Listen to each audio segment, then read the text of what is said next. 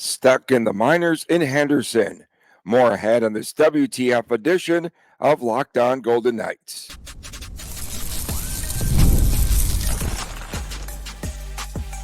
Your Locked On Golden Knights, your daily podcast on the Vegas Golden Knights, part of the Locked On Podcast Network. Your team every day. Hi, everyone. Tony Cardasco, Chris Golick from Las Vegas. Thanks for making us your first listen every day. Find us wherever you get your podcast, and please subscribe to our Locked On Golden Knights YouTube channel. We are brought to you today by Ultimate Hockey GM. You'll get 100% free boost. Use the promo code Locked On in the game shop. So, Chris, the more VGK acquires players such as Noah Hannafin and Tomas Hertl, perhaps Mitch Marner, marquee players, the fewer opportunities there are for players to move up from the to the NHL level from AHL Henderson. And to be honest, the only way the players on the Henderson Silver Knights squad get an opportunity to play in all likelihood is if they are traded to another NHL team or they are picked up by another team, like Danil Maramonov. Maramonov sent to Cal Gary this past season in that Hannafin trade. So he gets an opportunity to play. It's the only way, again, you get an opportunity.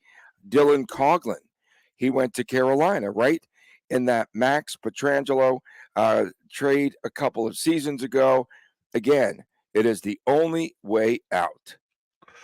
Curious how much playing time in the NHL Dylan Coughlin actually gets. I guess I'll look at that later. I got that coming right now.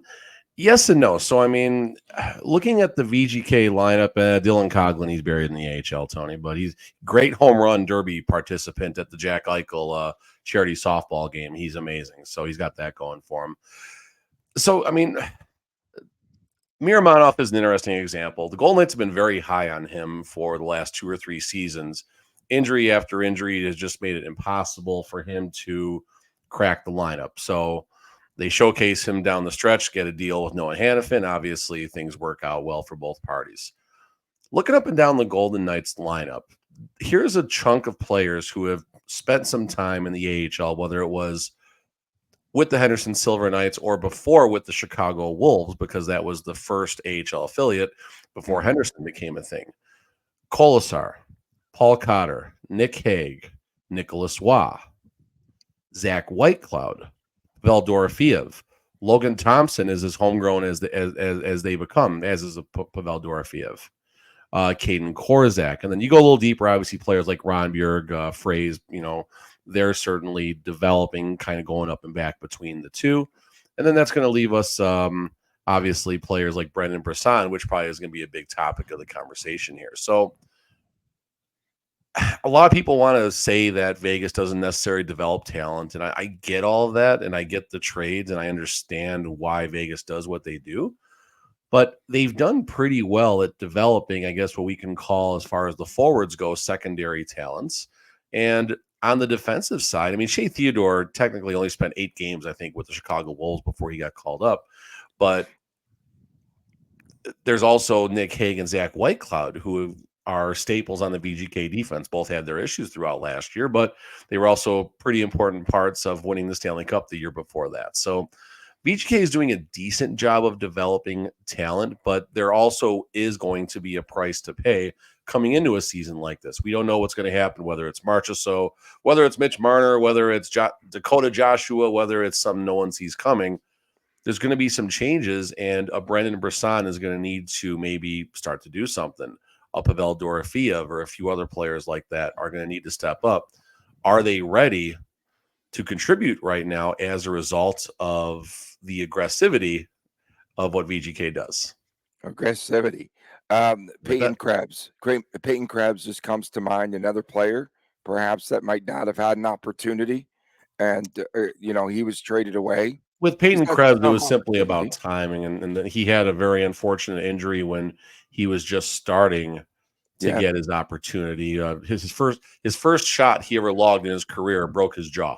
Like, it was literally a shot that hit his jaw and busted. I mean, Peyton Krebs, 80 games with Buffalo last year, 17 points. 74 games last year, 26 points. So, I mean, we'll He's see what getting an happens there. opportunity to play. He's getting an opportunity to play, sure, but did VGK miss the bus on Peyton Krebs? I mean, remember, No, that was what held up the Jack Eichel trade for how long? And I know. obviously, if they That would was have a known this missing is what Peyton piece. Krebs was, they would have been happy to make that trade happen sooner. Your all-star GM, he wouldn't part with Peyton Krebs. Players like Wouldn't. players like Gage Quinney, the AHL lifer. He was with VGK in the 2018 to 2020 season, buried in Chicago, and now buried in Henderson, 4 seasons there in Henderson. He's a lifetime AHLer, Tony. That's just reality there. Okay, I did say lifer. Some of the Henderson players, though, are getting older, too, right? When you look, I didn't realize Brian Fraze is 33. Is that right? Adam Cracknell is 40 years old. Am I looking at wrong numbers here? Yeah, Fraze, I got 32. Cracknell is 32. 40. He's not going to. He's never cracking an NHL. Fraze isn't a kid though in this sport. No, I mean Fraze get a chance. Yeah, I mean, which I think also somewhat explains why Fraze gets the opportunity he gets based on his age and experience, and maybe a little bit of trust just simply based on his experience being around the game. And I like his game when he comes up. I don't know if I want to see him for 82 games, but he's got some grit. He's got some sandpaper. Okay. You know what? I was thinking last night that you could also discourage the younger players, right? Like Brendan Brisson, if he doesn't get called up, soon enough. Caden Korzak, 23 years old. I mean, these are younger players, but if they see a pattern where a lot of these players aren't getting that NHL time because VGK keeps bringing in a lot of veterans, a lot of the older players, then they're going to get discouraged. They're not going to actually fulfill their dream of playing in the NHL if that goes on. There's so many 20, 21, 22-year-olds that are making, even 19 and 18-year-olds that are making impacts at the NHL, making a big impact at the NHL level. We obviously haven't seen that at the VGK level, players that young being that important to the roster. I mean, that's not the right way to put it, but that's how I'm going to put it. Brisson, 21 years old. We'll see what happens there. I mean, 38 points, 19 and 19 goals, 19 assists with Henderson last season.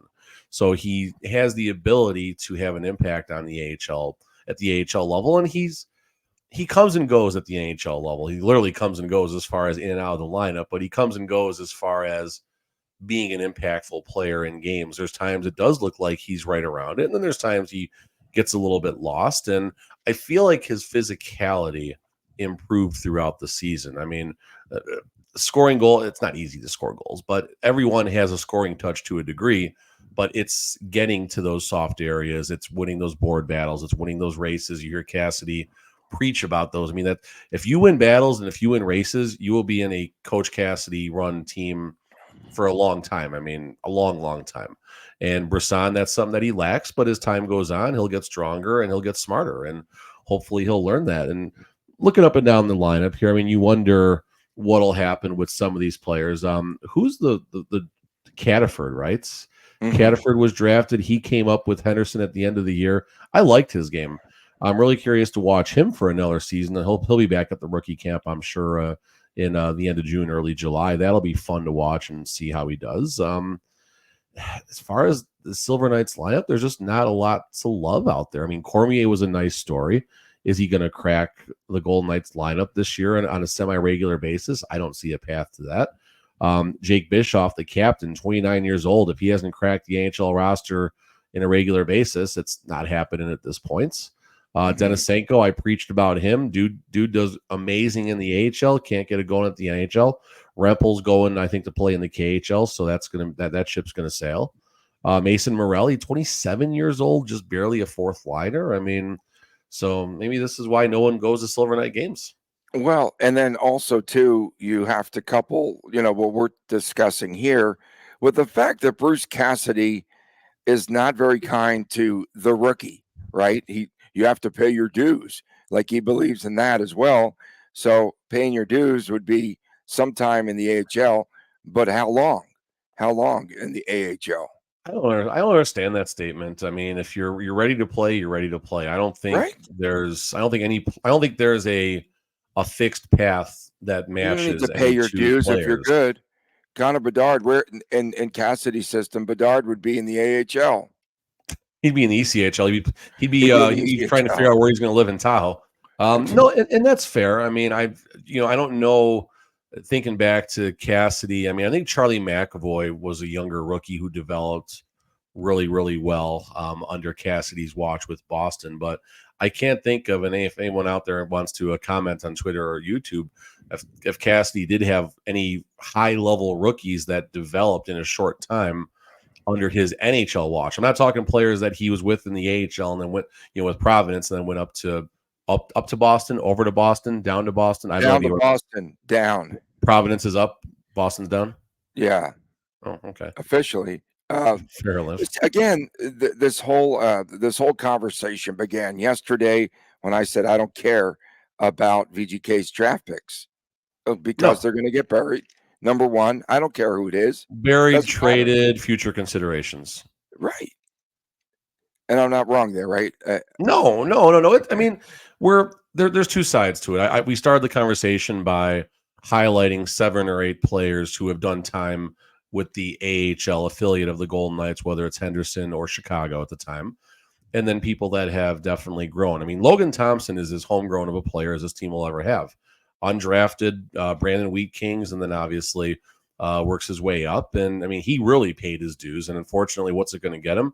It's going to possibly get him traded in a couple of weeks or one last season in Vegas where he'll Logan's the other guy of this goaltending duo. Let's be clear about that. So we'll see. And it's how long will this last? That's the thing. I mean, as long as the Stanley Cup window is open, which still could be 3 to 4 to 5 years, depending on how some of the players age and progress and how Mark Stone's back holds up and stuff like that. But as long as the Stanley Cup window is open, there's going to be limited opportunities for the Henderson players to get to crack the VGK lineup. And at some point, the chickens come to roost. Is that how that goes, right? Coming up next, Perfect segue. The Edmonton Chickens could be eliminated. Panthers stealing game number 3 in Edmonton on Thursday night. Can the Edmonton Oilers salvage at least one game in this series? Our discussion next, right here on Locked On Golden Knights. Hey, Locked On Golden Knights fans, we want to take a moment to bring up one of our new partners, and that is the mobile game Ultimate Hockey GM. Have you ever dreamed of becoming an NHL general manager, managing a hockey franchise? Do you think you could run VGK better than the current GM, Kelly McCrimmon? Well, your dream can come true, and the game is most definitely for you. Manage every strategic aspect of your team, play through the season, and lead it to glory. That's right. Hire the right coaches, the right staff, trade players or draft picks. Bring up players from Henderson, navigate through free agency and the draft and all of that, all in a challenging and realistic game world. As a Golden Knights fan, you know that there is no offseason. GM, of course, general managers are constantly making moves at every point of the year to improve their team's chances. And that's why I think that you are going to absolutely love this game. And as part of the game, you could also hang out next to the Sphere at the Venetian and down some beers with other GMs. Just made that up. But Ultimate Hockey GM is completely free. It's playable offline, play on the go as you want and when you want to. By the way, Locked On Network listeners get 100% free boost, a free boost to their franchise when they use the promo code Locked On NHL in the game store. So make sure to check it out. To download the game, just visit hockeygm.app, hockeygm.app, or look it up in the app stores. Ultimate Hockey GM. Start your dynasty today. Back on this edition of Locked On Golden Knights, Tony Cardasco, Chris Golick from Las Vegas reporting today's WTF. Tomorrow's the Chris and Chris Jr. show, and you can find that as our YouTube exclusive. And please subscribe to our YouTube channel, by the way, Locked On Golden Knights. Went to a little party last night, got ripped. I got ripped for saying that VGK got fleeced in the Tomas Hurdle deal. And I own up to my words.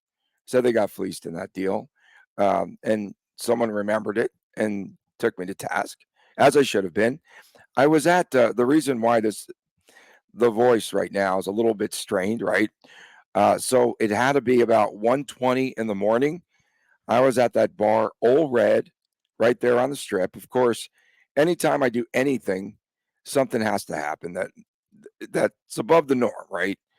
So I go there to see one of my DJ friends. He's playing on the roof for the first time. That was his big deal. Go out to support. Fire alarms go off. Within a couple of minutes, they clear not only the roof, but the entire building. And so everyone's just scrambling, going down the stairs. Here in Vegas, we know the immediacy, right? When we hear those alarms. So it's like we're out of there. Buddy left his DJ equipment. We run out the door. My other friends, we leave down the stairs, and the venue never opened. And luckily, there was no major catastrophe there or anything. It was, I guess, someone was playing with the valves on the stairwell, and something, alarms went off, or something really bad could have happened, I guess. So, in any event, I am here, and I am here with Chris Golick, of course. And my WTF has to start a little bit early because yesterday on our graphic promoting this very show, I was replaced. Now, I know that this is a contract year, right, Mr. Golick? I caught that this morning. I caught this I morning. was replaced by little Chris. Okay. I know it's a contract year, but I was confused, Tony, because I was on the graphic this morning. I'm trying and to I saw the before Lake my Tahoe contract season.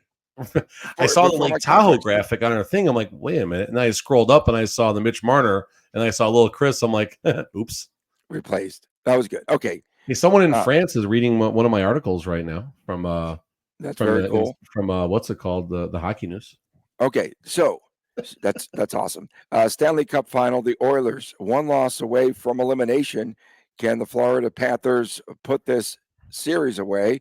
Can they sweep Edmonton and bring home the first cup with a win on Saturday? There hasn't been a series sweep in the Stanley Cup final since 1998. Last night, done in 3 goals in a Colorado span of over Florida, wasn't it? 3 goals, yeah. 3 goals in a span of 6:19 in the second period. And Alexander Barkov and Sam Reinhart, a goal apiece. And Bobrovsky, I call him Bobrovsky. Bobrovsky last night with 32 saves on the night.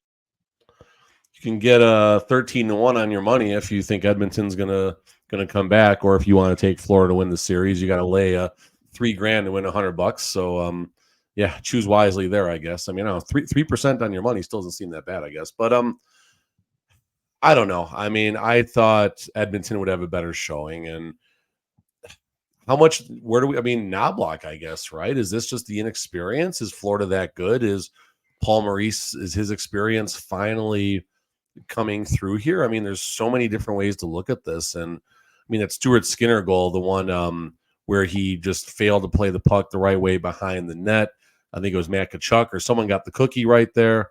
2-on-1 right after that. I mean, it's just the wheels came off so bad. Darnell Nurse did Darnell Nurse things, just terrible turnover. I mean, Jack Campbell would never. Jack Campbell would have saved that. People were talking. I was doing my show last night, my card show. We were talking about Jack Campbell as well, and everyone's like, "Do they go to Picard right now?" I'm like, "Geez, you're gonna go to Calvin Picard? Like, how much? I mean, electrical chair, lethal injection at that point. I mean, I don't know, and it's unfortunate. I mean, one, I wanted a competitive series. Two, I'm a McDavid fan, and I was really hoping Knobloch could live up to the moment, and I guess credit the Oilers for getting a couple goals and making it a game down the stretch. But they're coming from, I think McDavid has 1 assist in the entire series, and I think that's his only point. I had one last night too. He had one case. We got 2 assists. He's got 2 assists. Edmonton has 5 goals in 3 games, if I'm not mistaken, or and Leon Draisaitl left off the score sheet for a 3rd consecutive game. Yeah, I mean, a lot of people are, and what I don't understand, a lot of people are dogging Edmonton. I get people in Vegas are always going to dog Edmonton. Their depth is they don't have Juice the has depth, they don't have enough, McDavid. they don't have this. I think people are all of a sudden forgetting they were the best team in the NHL from I think the end of November on, and they're in the Stanley Cup final. I saw an Edmonton fan post something that basically echoed, "Hey, it's been a good run." This team was the Edmonton Oilers went from the Celebrini lottery, like Mhm. literally being one of the top two or three teams with we knew they were going to end like that, but they went from Celebrini to the Stanley Cup final. It's a pretty good season, and it's unfortunate it might end like this. And I mean, are the Oilers fans going to trash the rink if the Stanley Cup gets awarded in Edmonton on Saturday? Yikes, that would be unfortunate, but I could see it happening. Okay, so how good has this series been for Sergei Bobrovsky?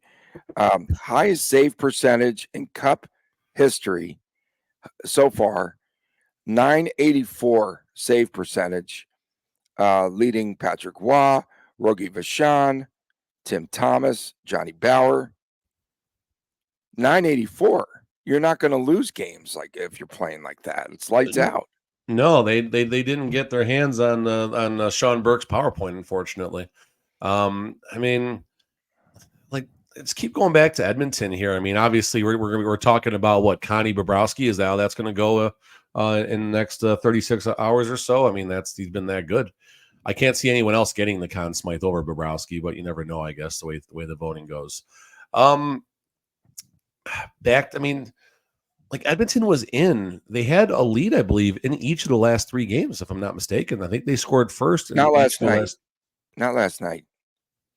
Wasn't it the early, late in the first period? I thought Barkov scored that goal Correct, on and the then deflection. tied it. You're right. Okay, but Yeah. point being is they're still in the games, and then Florida just finds another gear, and they come at you. They come at you in waves, kind of like what Vegas did last season, right? Vegas is rolling through four lines, and unfortunately, Edmonton just can't do that. Although their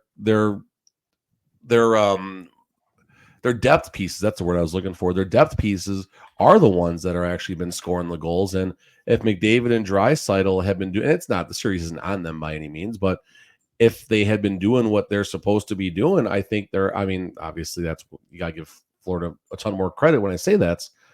I want to look at pulling up the game report really fast. I want to see how many minutes McDavid ended up getting. Okay, I got it right here. So McDavid 25, 14. And then Draisaitl 24 minutes. Then look at some of their other Hang forwards on, let me ask here. you. Let me ask you a quick question before we go to break. Darnell Nurse minus what last night? I know it was -1. Did he ever balance that out? Because we're shooting for that the all-time record there of -16 in the playoffs. Nurse last night. Oh, Nurse, this is bad. He was +1 last night, Tony. He was +1. Oh, yeah. We That's need this that's series to gonna go hurt. longer. If I'm But I mean, Florida, go ahead. Florida does not want to go back to Edmonton. So either they win this game on Saturday night or they win in Florida. I don't think they're going to go back to Edmonton.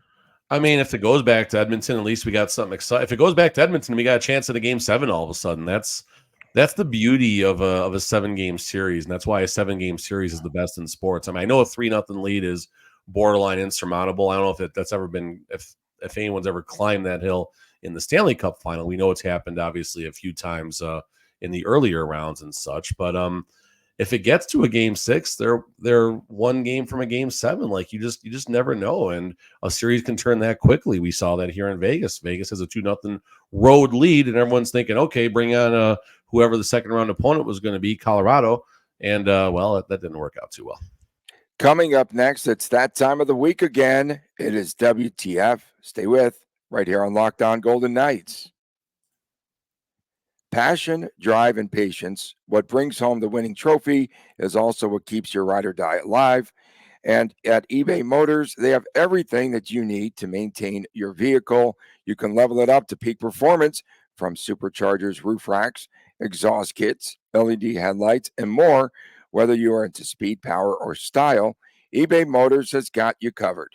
With over 122 million parts for your number one ride or die, you will always find exactly what you are looking for. And, of course, eBay Motors, you are burning rubber and not cash, and everything's guaranteed to fit your ride every time, or you get your money back. With all the parts you need at the prices you want, it is easy to turn your car into the MVP and to bring home that win. Keep your ride or die alive at ebaymotors.com. Eligible items only, exclusions apply. eBay guaranteed fit only available to U.S. customers. Welcome back on this edition of Locked On Golden Knights. Tony Cardasco, Chris Golick from Las Vegas. We appreciate you tuning in. Thanks for making us your first listen every day. Tomorrow, Chris Jr. show on my radio show at 8 a.m. tomorrow morning on 98.5 HD2 The Bet in Las Vegas and KDON Radio and everywhere on Odyssey. My special guest at 8:15 will be the CEO of the ROC, and that is Leonard Ellerby. Leonard Ellerby, of course, from Mayweather Productions and Premier Boxing Champions. And we'll talk about tomorrow night's big fight. I'm going Tank and Frank fight there tomorrow night. Frank Martin, and of course, the return of Tank Davis, my favorite fighter right now on the planet. So WTF, they want to do, Chris, an outdoor game next season, perhaps. Where? In South Florida. Makes absolutely no sense. An outdoor game where we like to see people just frigid and cold and people throwing fish and all that stuff. And here we are, South Florida, WTF for an outdoor game. WTF to future considerations for Savannah. Best of future endeavors, rather. Future endeavors, that's what I meant to say, for that Savannah Ghost Pirates team. What I have? Oh, WTF replaced by Little Chris on the team on our graphic yesterday. And WTF, when are they going to announce development camp here? Because it typically happens in a couple of weeks. Last year, VGK's development camp was July 1st through 6th. So let's get the party started. I'm done with my WTF. Yeah, development camp is fun to watch. And I guess just before we get into my rants here, it's a really cool experience, especially if you got kids. It's just hockey 24/7 at City National. Both rinks during the day are a combination of rookies going through practices and such, and then they're playing games. There's actual games with referees, and they are full-on NHL level games happening. It's all rookies, but you see the jerseys, you see them out there doing their thing. There's music at the puck drop and everything, and it's a lot of fun and good chance to meet a bunch of the players, interact with them. They're out front playing soccer and stuff. So great experience. Go check it out. It's definitely worth doing. For me, my only WTF is about the Marner stuff right now. I mean, listen, it's the off season. It's speculation. That's all it is. But it's getting a little more momentum. You're hearing Friedman talking about Elliot Friedman. You're hearing more people mentioning that Vegas is going to be in on it. Does that mean Marner's happening? I don't know. I would say it's closer to a no than a yes at this point. But there's momentum, and people automatically just saying Vegas isn't going to do it because they have this. The fans have this just disdain for Mitch Marner is just fascinating to me because there's not a trade that Kelly McCrimmon is afraid to make. How big, how small, or anything in between. So it could happen. It might not happen. But don't just say it's not happening because there's so many things that need to happen. I think that's the wrong approach. So WTF. And by the way, Mitch Marner does have 50 points in 57 playoff games. Extra WTF for those that say he's a playoff ghost. Couple from yesterday's YouTube show here we'll read. Mostly positive stuff, it seems like, right here. So, first of all, with coaching from a playoff successful team, Mitch might learn how to thrive with playoff officiating, and then he gives a big smile and stuff like that. But playing in Toronto is not helping Mitch's career in terms of playoff success opportunities. That's a two-way street right there. A quick WTF right there. Jessica VGK, missed watching my Knights. Hearts, love watching you guys. That was directed to me and Christopher, by the way. So thank you for that, Jessica.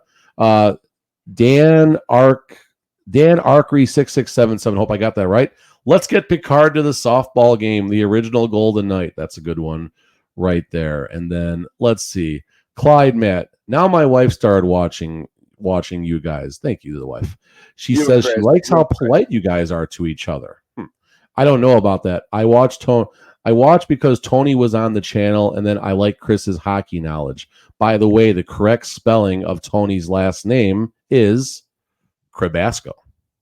Crabdasco. Crabdasco, yes. Crabdasco. And then, else.